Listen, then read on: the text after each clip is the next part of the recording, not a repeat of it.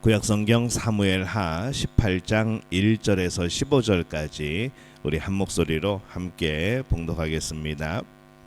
이에 다윗이 그와 함께한 백성을 찾아가서 천부장과 백부장을 그들 위에 세우고 다윗이 그의 백성을 내보낼세 3분의 1은 요압의 휘하에 3분의 1은 수르야의 아들 요압의 동생 아비새의 휘하에 넘기고 3분의 1은 가드 사람 이때의 휘하에 넘기고 왕이 백성에게 이르되 나도 반드시 너희와 함께 나가리라 하니 백성들이 이르되 왕은 나가지 마소서 우리가 도망할지라도 그들은 우리에게 마음을 쓰지 아니할 터이요 우리가 절반이나 죽을지라도 우리에게 마음을 쓰지 아니할 터이라. 왕은 우리 10,000명보다 중하시오니 왕은 성읍에 계시다가 우리를 도우심이 좋으니이다 하니라. 왕이 그들에게 이르되 너희가 좋게 여기는 대로 내가 행하리라 하고 문 곁에 왕이 섬에 모든 백성이 100명씩 1000명씩 대를 지어 나가는지라. 왕이 요압과 아비새와 이때에게 명령하여 이르되 나를 위하여 젊은 압살롬을 너그러이 대우하라 하니 왕이 압살롬을 위하여 모든 군 지휘관에게 명령할 때에 백성들이 다 들으니라.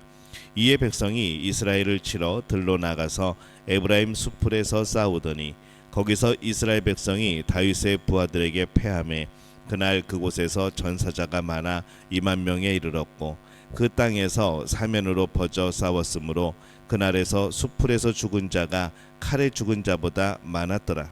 압살롬이 다윗의 부하들과 마주치니라.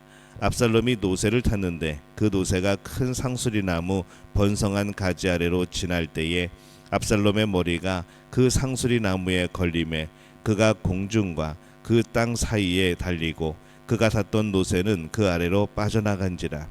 한 사람이 보고 요압에게 알려 이르되 내가 보니 압살롬이 상수리나무에 달렸더이다 하니 요압이 그 알린 사람에게 이르되 내가 보고 어찌하여 당장에 쳐서 땅에 떨어뜨리지 아니하였느냐.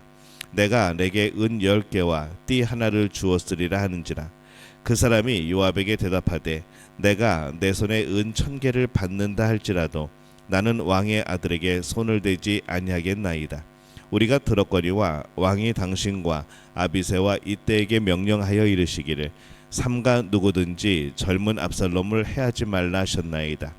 아무 일도 왕 앞에서는 숨길 수 없나니 내가 만일 거역하여 그의 생명을 해하였더라면 당신도 나를 대적하였으리이다 하니 요압이 이르되 나는 너와 같이 지체할 수 없다 하고 손에 작은 창 셋을 가지고 가서 상수리나무 가운데서 아직 살아있는 압살롬의 심장을 찌르니 요압의 무기를 든 청년 10명이 압살롬을 에워싸고 쳐 죽이니라. 아멘. 할렐루야. 하나님의 은혜가 오늘 새벽에 하루의 첫 시간을 주 앞에 드리는 우리 믿음의 가족들에게 함께 하시기를 예수님의 이름으로 축원합니다. 오늘 말씀은 압살롬이 이제 죽는 그런 내용을 담고 있습니다. 이 압살롬은 아버지를 배신하고 왕이 되고자 했던 그런 인물입니다. 그는 진리를 위해서 왕이 되고자 했던 것이 아니라 그 왕의 자리에가 탐욕이 생겼던 것이죠. 그것이 원인이 되었습니다. 이 다윗은 군사를 모집하고 조직합니다. 다윗과 압살롬의 싸움의 승패는 이 시간 싸움이었다는 것이 앞에서 우리 말씀을 나눌 때 나왔었죠. 압살롬의 책략가 이 아히도벨은 빠르게 급습하여야 된다라고 했습니다. 이 다윗의 책략가 후세는 다윗에게 시간을 벌어주려고 그렇게 하지 말고 군사를 모으고 직접 나가서 치라라고 그렇게 조언을 합니다. 이 다윗이 군대를 조직하였다는 것은 그에게 필요한 시간을 벌었다는 것을 의미합니다.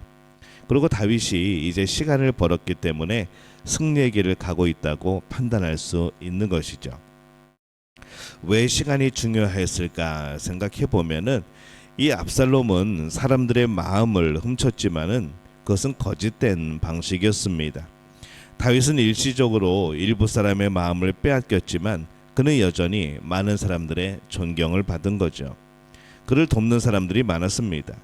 무엇보다 그는 진리의 자리에 있었기 때문에 승리하게 되어집니다. 시간을 길게 보면 늘 진리가 승리합니다. 긴 시간은 진리 편입니다. 다윗 왕이 전장에 나가는 장군에게 특별히 요청한 것이 있습니다. 나를 위하여 젊은 압살롬을 너그러이 대우하라라고 말을 합니다. 이 압살롬을 죽이지 말고 살려주라는 것이죠. 전쟁에 병사를 내보내면서 적군의 수장을 죽이지 말라고 하는 말은 어떻게 보면 참 이게 어울리지 않는 말이기도 합니다. 이제 벌어질 전투는 가장 중요한 전투입니다. 게다가 다윗의 군대는 숫자가 더 적습니다. 이 압살롬은 후세의 조언에 따라 이스라엘 전국에서 수많은 병사를 모집하여 다윗을 치기 위해 그렇게 모입니다. 외적으로는 다윗의 군대가 더 열악한 그런 상황입니다. 그렇다면 압살롬을 빨리 죽이는 것이 가장 효과적일 텐데, 그런데도 불구하고 이 다윗은 압살롬을 국률이 여겨 죽이지 말기를 요청을 합니다. 아버지 때문에 그럴 겁니다. 다윗은 생사를 건 아주 큰 전쟁을 앞에 두고도 이 아버지의 마음을 가지고 있었습니다. 자신을 배신하였고 자신을 죽이려는 이 아들 앞에 두고도 그런 마음을 가지고 있었다는 것이죠. 무엇보다도 더 강하게 그 마음을 품고 있었습니다. 그것은 사실 모든 아버지의 마음일 겁니다. 할 수만 있다면 끝까지 자녀를 포기하지 않는 마음, 그에게 생명이 있어야 회개할 수 있으니 끝까지 기회를 주고 싶은 그런 마음이겠죠. 아버지의 마음의 원형은 하나님 아버지입니다.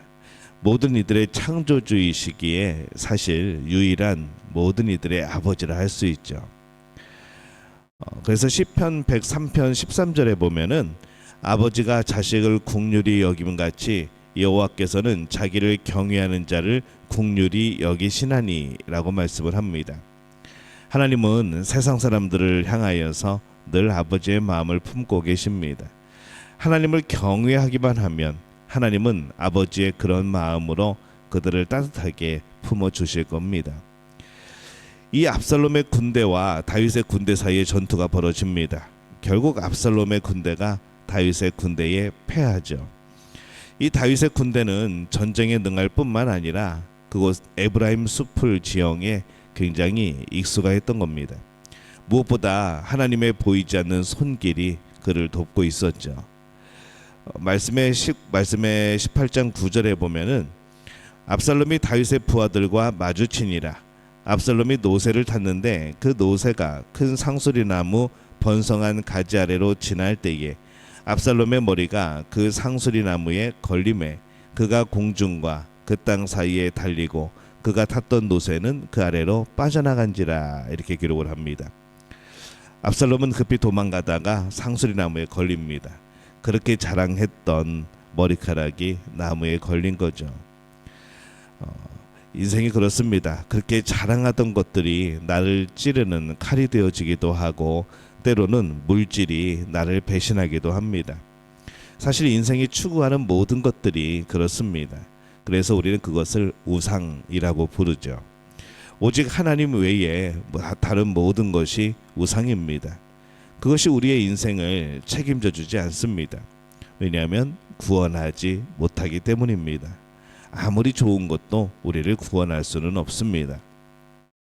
다윗은 압살롬을 살려두라고 말하였지만은 요압은 왕의 명령을 어기고 죽였습니다. 그것은 전쟁을 이기는 것이고 전쟁을 끝내는 장군의 입장에서는 빠른 길이었기 때문에 그렇습니다. 요압에게는 그게 당연한 선택이었다는 거죠. 압살롬은 장군처럼 전투하고 쟁취하며 살아갑니다.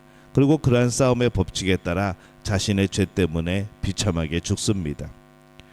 싸움에서 이긴다고 항상 이기는 것만은 아닙니다. 질 때도 있습니다. 그리고 한 번만 져도 그는 참 큰 그런 타격을 입는 것이죠. 이 땅에서 자기 자신을 위하여 자신의 힘으로 싸우는 모든 것이 그러한 위험에 노출되어 있는 겁니다. 이 땅에 탐욕의 싸움이 가득합니다. 탐욕은 결코 채워지지 않는 밑빠진 독과 같은 겁니다. 열심히 싸우고 피 터지게 싸우고 힘을 다했노라고 말하지만은 결국에는 모든 이들이 억울하다라고 말하게 되는 것이죠. 그러나 이 압살롬의 싸움은 시작부터 잘못된 싸움입니다. 탐욕의 싸움은 시작부터 잘못된 싸움인 거죠. 다윗은 압살롬을 향하여 끝까지 아버지의 마음으로 품고자 하였습니다. 결국 그러나 압살롬은 비참하게 죽습니다. 탐욕이 그를 삼킵니다. 우리는 하나님 아버지의 마음을 기억할 필요가 있습니다. 아버지의 마음은 늘 우리를 향하고 있는 거죠. 우리의 탐욕이 우리를 완전히 삼키기 전에, 우리가 잘못된 그런 판단을 하기 전에 하나님 아버지의 마음을 기꺼이 기억하는 그런 우리들이 되어지기를 바랍니다. 장군의 마음이 아닌 하나님 아버지의 마음으로 우리가 그 마음을 생각하며 살아가는 그런 믿음의 가족들, 그래서 오히려 하나님 아버지 안에서 이 따뜻함을 느끼며 우리의 잘못된 욕심들을 내어버리는 그런 복된 우리 모두가 되어지시기를 예수님의 이름으로 축원합니다.